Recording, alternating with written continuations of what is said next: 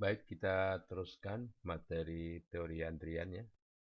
Jadi kemarin kita sampai model antrian tak hingga, sumber tak hingga, layanan tunggal. Nah, eh, tentunya asumsi yang diperlukan kemarin bahwa laju kedatangan itu konstan, tidak tergantung dari banyaknya pelanggan yang ada dalam model, dalam sistem, sorry. Kemudian juga laju layanan dalam sistem itu konstan, ya, tidak tergantung berapa banyak pelanggan dalam sistem, dan rata-rata laju kedatangan lebih kecil daripada laju layanan. Jadi lambda harus lebih kecil daripada mu. Untuk mudahnya ini L ini M, L lebih kecil dari M, L lebih dulu dari M, ya. Oke.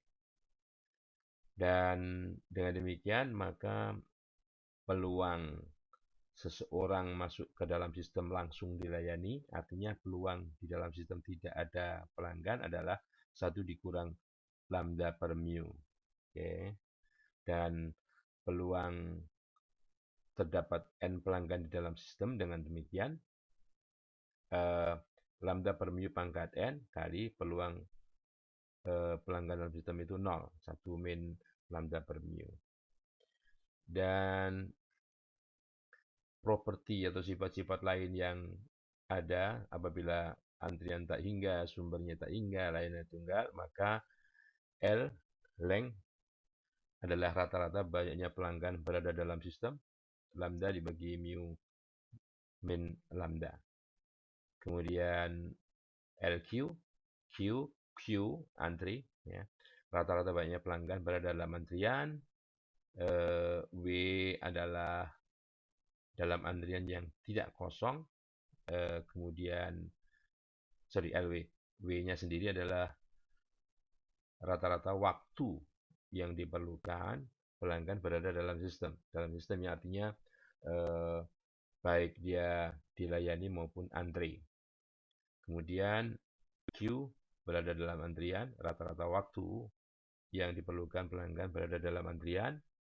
Nah, kalau yang berhubungan dengan peluang, ini peluang terdapat lebih dari K pelanggan berada dalam sistem. Ya, lambda per mu pangkatnya K plus 1.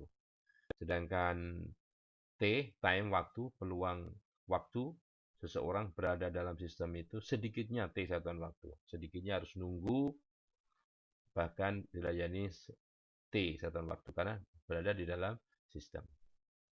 Oke. Nah, oleh atas dasar itulah kita berikan ilustrasi di sini ya. Ingat, apapun ceritanya, kita perlu informasi laju datangnya pelanggan dan laju layanan. Dan di sini dalam informasi ini laju waktu antar datangnya 20 menit, berarti dalam 1 jam kalau kita menggunakan satuan jam ini ada 3, lambdanya 3 laju ya. Sementara di sini layanannya masing-masing punya rata-rata ini 15 menit, artinya dalam 1 jam bisa melayani 4. Jadi lambdanya 3, mu-nya 4 ya. Oleh karenanya peluang seseorang pelanggan tidak harus menunggu, artinya peluang di dalam sistem tidak ada pelanggan, yaitu P01 dikurang lambda per mu, 3 per 4. Berapa rata-rata jumlah pelanggan yang datang ke pangkas lampu tersebut? Rata-rata jumlah LW, jadi LW ya, rata-rata banyak pelanggan berada dalam antrian yang tidak kosong, LW, ya, sama dengan lambda dibagi mu min lambda. 3 dibagi 4 min 3, 1, 3 pelanggan. Oke. Nah, kemudian berapa rata-rata waktu seorang pelanggan akan berada dalam pangkas lampu tersebut? Waktu ya 1 dibagi mu min lambda 1 jam. Nah, oke. Nah, sekarang kalau antriannya ganda. Antriannya bukan 1 tapi ganda ya. Maka asumsi yang diperlukan setidaknya begini, terdapat sejumlah S layanan ya. S-nya bisa 2, bisa 3, bisa 4 ya. Pokoknya lebih dari 1 bisa. Tiap pemberi layanan memberikan layanan dengan rata-rata laju yang sama, ini asumsinya biar gampang saja ya, dan konstan M. Kalau tidak sama lain cerita. Ini untuk mempermudah model ya. Rata-rata laju kedatangan juga konstan untuk semua n, lambda n sama dengan lambda. Dan karena yang melayani ada sebanyak S, maka lambda ini harus lebih kecil dari S kali mu. Ya, S kali mu. Jadi kalau ini tadi 3, mu-nya 4, ya, lambdanya bisa berubah. Kalau mu-nya 4, kalau S-nya 2, ini jadi 2 kali 4, 8. Ini lambdanya bisa 7. Artinya kalau lambda lebih besar dari mu saja, harus diperbesar. Di sini harus ada lebih dari satu layanan. Kalau enggak, tidak tertampung, tidak terlayani. Nah, ini PTT-nya. Peluang seorang pelanggan berada dalam sistem itu minimal T. Agak ribet juga kan? Nah, ini tentunya diturunkan dengan menggunakan cara yang mirip seperti menurunkan model yang paling sederhana yang barusan dibahas. Oke. Nah, peluang tidak ada pelanggan dalam sistem, rumusnya ini ya. Rumusnya ini. Satu dibagi kuantitas yang ada di bawahnya itu. Nah, ini PN, ya, PN. Kalau N-nya kurang dari S-1, ya. Kalau N-nya kurang dari S-1, maka PN-nya menggunakan rumus yang atas. Tapi kalau N-nya lebih besar dari S, ya, atau sama dengan S, maka rumus yang di bawah yang dipakai. Oke, itu peluang banyaknya pelanggan berada dalam sistem itu sedikitnya S, ya. Ini panjang antrian, ya. Ini W, ya. L per lambda, ya. Notasi WWQ sama dengan informasi yang sudah dibahas di depan tadi ya. Oke. Ini L, LQ dan sebagainya. Jadi misalnya ilustrasinya begini. Misalkan terdapat 3 teller pada sebuah bank. Setiap teller dapat melayani nasabah dengan rata-rata 6 orang per jam.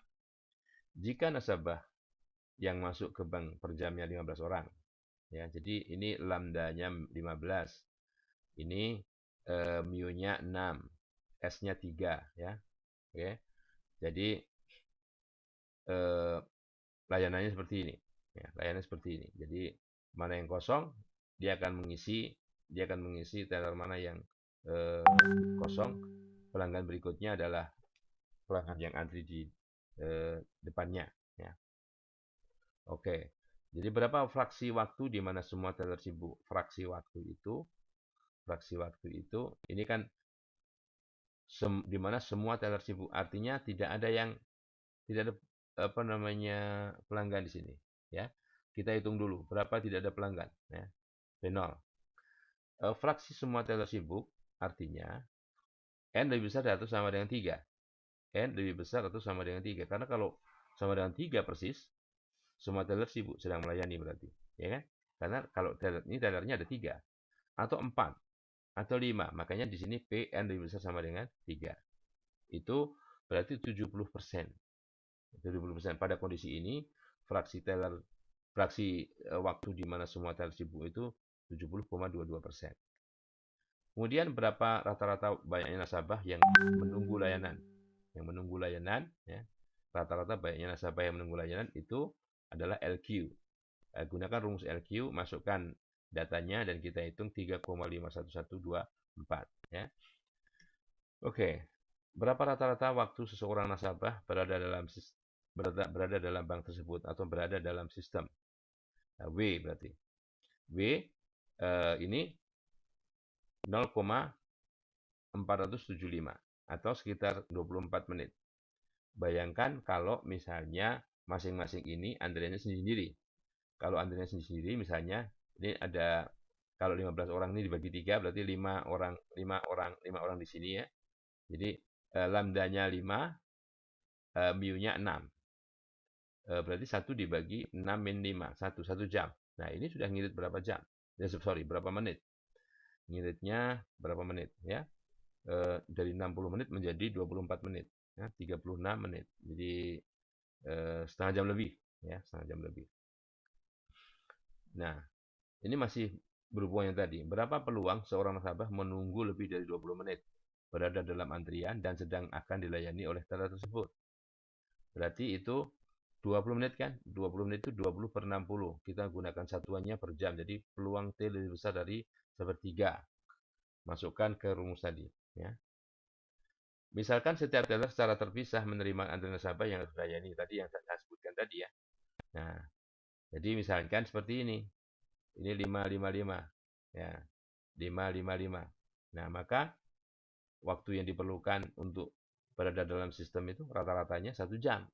Nah, jadi yang seperti ini kurang kurang efisien, ya.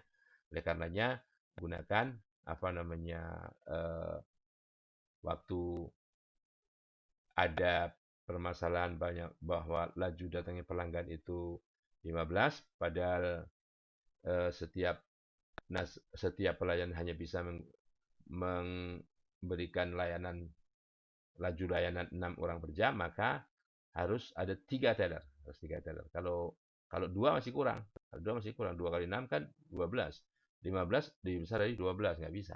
Jadi sedikitnya 3 teller. 4 bisa? Bisa. Oke. Oke. Nah, bagaimana penggunaan eh, QM untuk menganalisis hal serupa? Nah, di sini dalam waiting line di sini ya, ini ada kalau kita bikin bikin sesuatu yang baru di sini, file baru atau proyek baru di sini, ini kita dihadapkan dalam pilihan yang terbatas ya, dan terbatas. Bisa saja kondisinya tidak seperti tadi ya. Nah, ini yang ada di sini itu MM1, MM1 ya. Jadi kedatangannya Poisson, waktu layanannya eksponensial, tapi misalnya ruang tunggunya itu terbatas. Nah, atau populasinya terbatas. Kok bisa populasi terbatas? Bisa saja, misalnya begini. Dulu awal-awal perkembangan komputer, misalnya perkembangan PC, ya, banyaknya PC dalam suatu kota pada awal keberadaan PC itu masih bisa dihitung dengan jari, walaupun ratusan atau ribuan, tapi kan tetap saja terbatas. Nah, kalau sekarang bisa jutaan yang bisa kita anggap sebagai infinite population. Oke, kita pakai yang ini aja ya. Kita bandingkan saja keduanya ini. Jadi misalnya kita menggunakan MM1, ruang tunggunya terbatas. Ini. Misalnya ruang tunggunya terbatas. Oke. Nah, kita pilih di sini misalnya laju kedatangannya 3. Seperti kemarin ya. Laju layanannya 4. Nah, yang satu ini nggak bisa diganti karena tadi MM1 ya. Tetapi maksimum size-nya di sini ruang tunggunya misalnya dibatasi. Misalnya ini aplikasi ini tidak bisa lebih dari 90. Jadi paling paling banyak 90. Oke, kita buat 90 ya. Misalkan sebuah bank cabang itu bisa bisa melayani sampai ruang layanannya sampai 90 ya. Kita pakai ini. Jadi di sini kita pakai maksimum size-nya 90, kita klik solve di sini akan memunculkan tampilan ini. Jadi ini average server utilization sama seperti kemarin 3 dibagi 4, 3 dibagi 4 ya. Kemudian ini rata-rata nasabah dalam antrian ya. Ini rata-rata nasabah dalam sistem ya, 3. Kemudian yang lain rata-rata waktu dalam antrian dalam sistem ya, dalam antrian 45 menit, dalam sistem 1 jam ya. Kemudian ini effective arrival rate-nya 3 ya. Nah, sekarang bagaimana kalau kalau ini kita naikkan menjadi kita ganti ya, kita edit datanya. Edit datanya. Oke, kita kalau misalnya ini seperti tadi kasusnya nih laju kedatangannya itu 15 ya. Kita gunakan servernya lebih dari pelayanan lebih dari 1 ya, MM1 sini ya. Oke, kita tidak gunakan itu. Nah, misalnya laju kedatangannya 15 ya. Laju layanannya mu-nya itu tadi 6, masing-masing orang 6 ya. Kita ambil contoh tadi. Kalau yang melayani 3 orang, melayani 3 orang ya. Kemudian maksimum size-nya waktu ruang tunggunya bisa menampung 90 ya. Kita klik solve ya. Nah, ini dari sini kita bisa lihat bahwa kalau pada kondisi itu ya, kalau pada kondisi itu ya, misalnya ini waktu yang digunakan 24 menit. Ya, tadi kan 24 menit tuh, ya kan? 24 menit. Nah, terus apalagi informasi apa lagi? Nah, ini rata-rata banyaknya pelanggan dalam antrian, dalam sistem, ya. Rata-rata waktu dalam antrian, ya, dalam sistem. Jadi dalam sistemnya 24 menit ya. Nah, sekarang kita bandingkan, kita rubah datanya ya. Di sini 5. Di sini harus 1. 1 aja. Kalau 1 saja. Jadi kan 5, 1. Masing-masing apa namanya pelayan tadi, masing-masing pelayan tadi bisa melayani 6 sama-sama 6 orang per jam, dan antriannya masing-masing. Ini antriannya masing-masing pelayanan itu memiliki antrian sendiri-sendiri dengan laju kedatangan 5. Ya. Oke, apa yang terjadi? Ya, nah ini 1 jam. Tadi kan 24 menit, ini 1 jam. Ya, bisa menghemat 36 menit ya. Nah, berarti itu. Jadi salah satu kegunaan eh, teori antrian ini adalah bagaimana mengatur banyaknya pelayanan agar nasabahnya tidak lari. Kalau lama menunggu kan lari nih.